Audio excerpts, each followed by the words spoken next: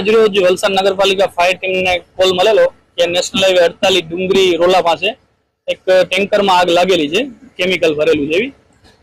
ઘટનાની જાણ થતા તાત્કાલિક વલસાડ ફાયર બ્રિગેડની 3 ટીમ તથા બાલાજીની એક ટીમ તથા કુંડ નગરપાલિકા ત્યાંની એક ટીમ અને આપણે અતુલની ટીમ પછી ધરમપુરની રવાના કરેલી છે, જે આવે છે અત્યારે.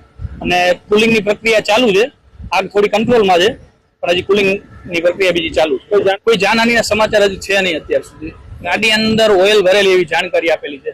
અત્યારે ચાલુ છે હજી કામગીરી, કારણ કે લોક મારેલો છે, લોક તોડવાની કામગીરી ચાલુ છે. અંદર પછી કુલિંગ પ્રક્રિયા ચાલુ થાય. ટોટલ 6 થી 7 ટીમો છે વલસાડ ફાયર થઈ. મેજર કોલ જાહેર કરવામાં આવ્યો છે, એટલે આજુબાજુ નગરપાલિકાની ટીમોને પણ બોલાવવામાં આવેલી છે. सर सिलवासा से जा रहे थे सानंद अहमदाबाद, गाड़ी में सर इंडियन ऑयल का वो है सर्वो ऑयल।